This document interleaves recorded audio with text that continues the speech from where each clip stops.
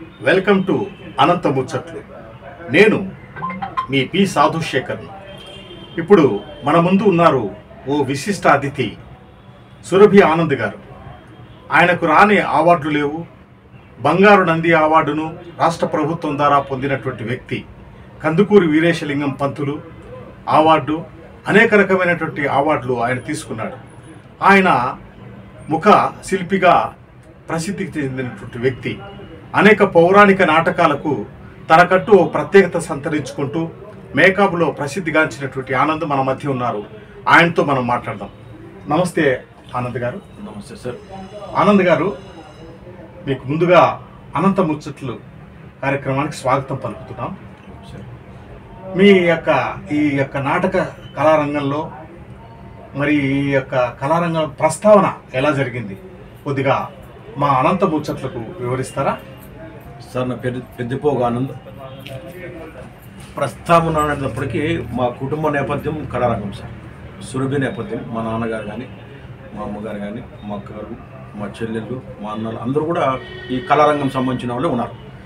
దాంతో మనకి కళారంగం మీద ఎక్కువ మక్కువ చూపడం అలవాటు అయిపోయింది మాకు.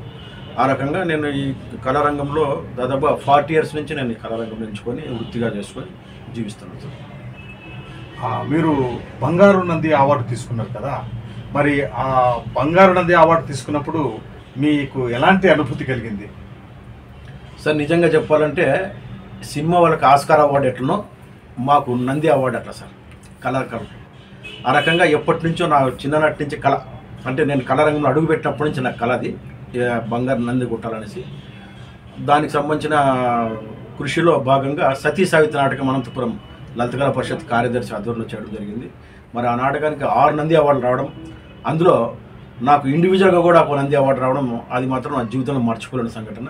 ఆ రకంగా బంగారు నందితో పాటు మామూలుగా ఇండివిజువల్ నంది అవార్డు రావడం, అదేవిధంగా ప్రభుత్వం చేత కందుకూరి వీరేశలింగం అవార్డు, విశిష్టమైనటువంటి బళ్ళారాగ అవార్డు కూడా నేను గవర్నమెంట్ నుంచి తీసుకోవడం జరిగింది సార్.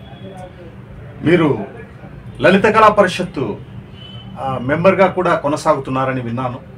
మరి కళాకారుల పట్ల అనంతపురంలో మీరు కళాకారులను ఏ విధంగా వారిని ప్రోత్సహిస్తున్నారు, వారికి మీరు అందిస్తున్నటువంటి సేవల గురించి వివరిస్తారా? తప్పకుండా సార్. నేను లలిత కళా పరిషత్ ఆర్గనైజ్ సెక్రటరీ సార్. లలిత కళా పరిషత్ ఆర్గనైజ్ సెక్రటరీతో పాటుగా 3 థియేటర్స్ ఉన్నాయి మనకి ఇక్కడ. 3 థియేటర్స్ కూడా నేను ఇన్ఛార్జ్గా వ్యవహరిస్తున్నాను. మేము లలిత కళా పరిషత్ కార్యదర్శి పద్మజాగ మేడం గారు, మరి ఆమె కూడా కళ పట్ల ఆమెకి ఎక్కువ మక్కువ చేత ఎన్నో కార్యక్రమాలు రూపొందిస్తూ ఉంటుంది. మరి ఆమె ఆధ్వర్యంలో మేము అనేక కార్యక్రమాలు చేస్తూ ముందుకెళ్తూ కళారంగంలో ముందుకు తీసుకుపోవాలా, కొత్త తరం తీసుకురావడం ఒక ఉద్దేశం మీద ఈ మధ్య కొత్తగా కాన్సెప్ట్ కూడా పెట్టుకొని లలిత కళా పరిషత్ నుంచి ప్రతి మాసవారి కార్యక్రమంలో ప్రతి 2వ ఆదివారం కానీ 3వ ఆదివారం కానీ కళాకారులకి మేము నాటకాలు ఇస్తూ ఆ రకంగా ఎంకరేజ్ చేసుకుంటూ ఒక రకంగా పోతున్నాం నాటక రంగాన్ని. తర్వాత డ్యాన్సులు అంటే కూచిపూడి, భరతనాట్యం, జానపదం లాంటివి సాంప్రదాయ నృత్యాల్లో కూడా మనకు లలిత కళా పరిషత్ నుంచి ఎంకరేజ్ చేసుకుంటూ పోవడంలో భాగంగా అధిష్టాన మాధ్యమంలో మా వంతు కృషి మేము చేస్తున్నాం సార్. మీరు అంతేకాకుండా ఈ జానపద కళాకారులకు మరియు ఈ సాంప్రదాయ నృత్య కళాకారులను మీరు ప్రోత్సహించారని, వారికి ఉచిత శిక్షణ కూడా ఇచ్చినట్లు మాకు తెలిసింది. మరి వాటిపై మీ అభిప్రాయం? సార్, 2011 ఒక డిస్టిక్ వైడ్ ఒక ఆర్గనైజేషన్ స్టార్ట్ చేసి జానపద కళలు, పౌరాణిక కళాకారులు, తర్వాత కూచిపూడి కళలు, జానపదాలు ఉన్నటువంటి వివిధ కళారూపాలని ఎంకరేజ్ చేయడం ఉద్దేశం మీద లలిత కళా పరిషత్తులో మనం ఫ్రీగా కోచింగ్ పెట్టడం జరిగింది. వాళ్ళతో నేషనల్ వైడ్ అవార్డులు కూడా తెప్పించడం జరిగింది, ఫస్ట్ ప్లేస్. అయితే ఆ డిస్టిక్ వైడ్ ఉన్న ఆర్గనైజేషన్ నుంచి మనం 2015లో జూన్ 15న రాష్ట్ర వ్యాప్తంగా విస్తరింపజేసి రంగస్థల సకల వృత్తి కళాకారుల సంక్షేమ సంఘం అనేసి ఒక రాష్ట్ర వ్యాప్తంగా అన్ని జిల్లాల నుంచి మా కమిటీలు ఉంటూ అన్ని జిల్లాలు కూడా మా కార్యక్రమాలు చేస్తూ కళారంగాన్ని కాస్త ముందుకు తీసిపోయే ప్రయత్నంలో మా వంతు కృషిగా మేము చేయడం జరుగుతుంది సార్. అనంతపురం నుంచి స్టార్ట్ చేసినాం. అన్ని జిల్లాలు కూడా మా కార్యక్రమాలు జరుగుతున్నాయి. అంటే పేద కళాకారులకు మీరేమైనా సహాయం చేశారా? వారికి ఇంటి విషయంలో కానీ, లేకపోతే కళాకారుల పెన్షన్ విషయంలో కానీ ఏదైనా మీరు సహాయ సహకారాలు అందించారా? వాటి గురించి కొద్దిగా వివరిస్తారా? తప్పకుండా సార్.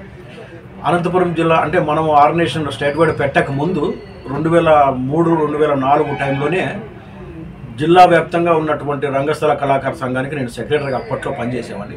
అప్పట్లో రేషన్ కార్డు నుంచి ఓటర్ కార్డు నుంచి ఇండ్ల స్థలాల వరకు మేము విశేషంగా కృషి చేసి దాదాపు 200 మందికి ఇళ్ల స్థలాలు ఇప్పించడం జరిగింది.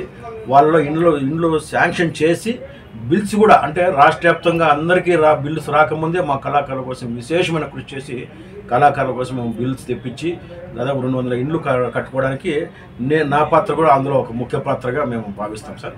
ఆ రకంగా కళారంగానికి పనిచేస్తూ దానికంటే ముందు నుంచి ఒక కాన్సెప్ట్ పెట్టుకున్నాం. కొత్త కళాకారులకి ఏమన్నా మనం చేయాలా, వాళ్ళు చదివించాలా అంటే తిరుపతి మ్యూజిక్ కాలేజ్ ఉంది. తిరుపతి మ్యూజిక్ కాలేజ్లో మన కళారంగానికి సంబంధించి ఎన్నో రకాల కళలపైన అక్కడ శిక్షణ ఇస్తారు సార్.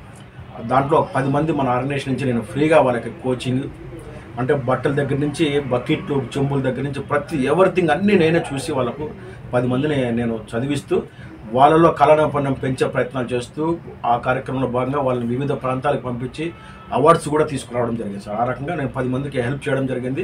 పేద పిల్లలకు మీరు అన్నట్టుగా కళారంగానికి మామూలుగా నిరంతరం అది ఇప్పుడు కూడా కొనసాగుతుంది. నిరంతరం కళారంగం వాళ్ళకు మంచి జరగడం కోసమే నేను ఇప్పటికీ ఇప్పుడు కూడా పనిచేస్తున్నాను.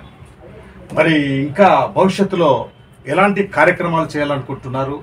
మరి కళాకారులకు మీరు అందించేటువంటి సేవలు ఏంటి? ఎలాంటి నాటకాలను, ఎలాంటి సాంఘిక నాటకాలను, పౌరాణిక నాటకాలను ఏ విధమైనటువంటివి ప్రోత్సహించాలనుకుంటున్నారు? దానికి మీరు ఏ విధంగా కృషి చేస్తున్నారు? సార్ కళారంగం బాగుండాలా, కళకళలాడాలని నాకు ఎప్పటి నుంచో ఉంది సార్. అది నా ఒక్కడి చేతిలోనో నా చుట్టూ ఉన్నటువంటి ఈ టీంతో కాదు సార్. ఖచ్చితంగా ప్రభుత్వం ఆదుకుంటే తప్ప మనకు కళారంగం ముందుకు పోదన్న విషయము జగమెరిగిన సత్యం. అయితే కళారంగం బతికుండాలి అంటే ప్రభుత్వాలు ముందుకు రావాలి.